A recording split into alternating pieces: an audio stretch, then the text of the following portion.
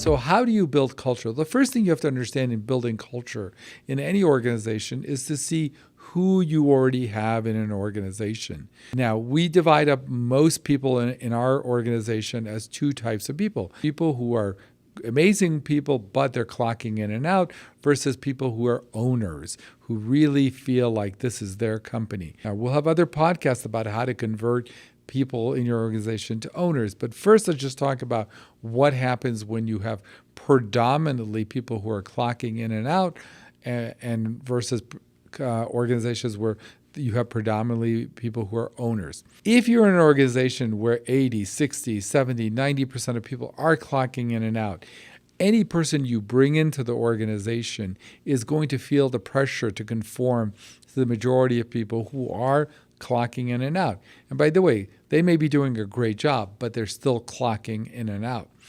So the flip side of it is if you have an organization that the majority of people are owners and you bring in someone who wants to clock in and out or who comes with that background or expectation, they're going to feel tremendous amount of pressure to conform and either become an owner or leave the organization. So what happens in these kind of things where 80, 90% of the people are predominantly renters, as we call them, versus owners, any new person coming into the organization will feel like a renter. And same thing in the other organization where predominantly everyone's an owner and somebody comes in, they're going to feel a lot of pressure to be an owner or leave.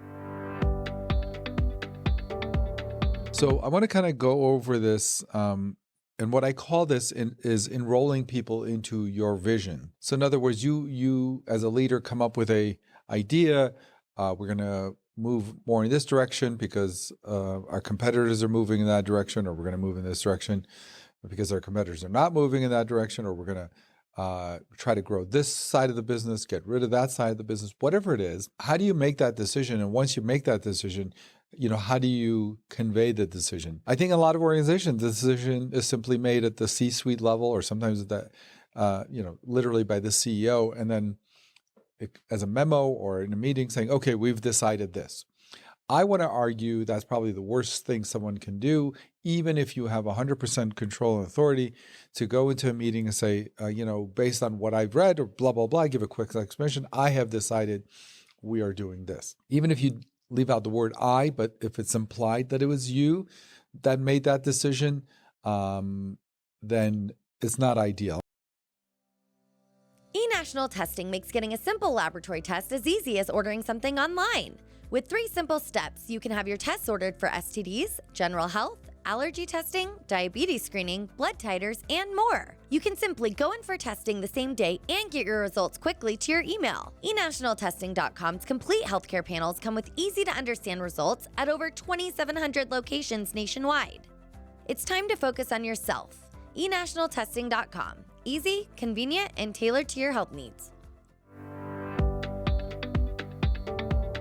The second thing is, of course, is to work with people that are already in the organization who may not be giving that sort of intangible effort, meaning the same product that they would give if they owned the company. And, how do you address that? Well, the first thing you got to ask for, right? So if you don't ask for that product, I don't think they know to give, because most jobs don't ask for that product. So here you are being the strange one, the abnormal one, the one out of the bell-shaped curve, asking, hey, I really need you to care. But along with that caring, you have to combine that with, and if you can do this, and if the company does grow, it's going to mean great things for you. So that sometimes works, but this is going to require a lot of mentoring. And what you're going to find out is, for whatever reason, certain people are all in and they get it. They're in a perfect stage of their life where they want to move ahead and they love the idea and they can't believe they found a position that is actually asking for that and it's going to reward them for that. And then there are other people who are at a stage in their lives where honestly they just want to do a great job. They want to do terrific, but it's just 9 to 5. Give me my job description. I'm going to bang it out. I'm going to do a great job, but that's about it. And so you need to figure, and there's nothing wrong with that, by the way. You just need to figure out where they are in their life, in their career journey, and if this is something that would be attractive to them. Because again, we're not talking necessarily about working more than 40 hours, right? We're talking about the mindset during those 40 hours, which is an intangible. And for those of you who are really struggling to figure out what I'm talking about, you have to be in an organization to see the difference, right?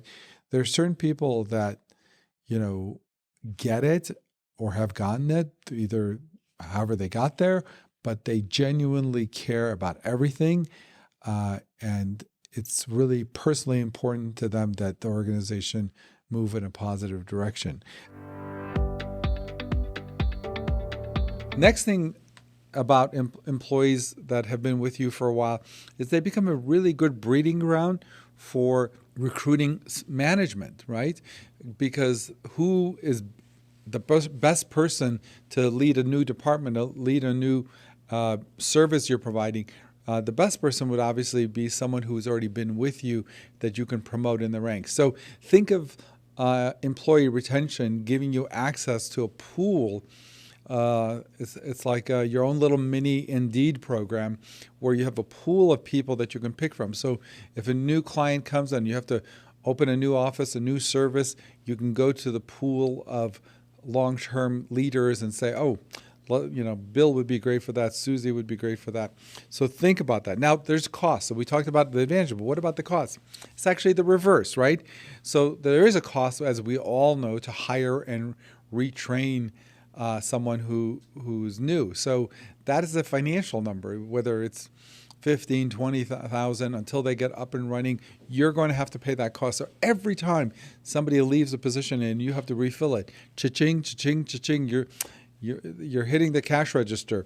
You're losing money. And so it's not a win.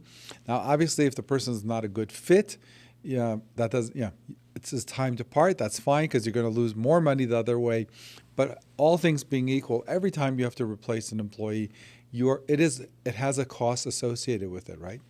And then also when you lose that person, you lose their knowledge, their experience. They may know your vendors well, they may know your clients well, and all of that experience will go out the window, right? You've all seen that email that goes out, hi, I just want to let all of my clients know this is my last week working at so-and-so.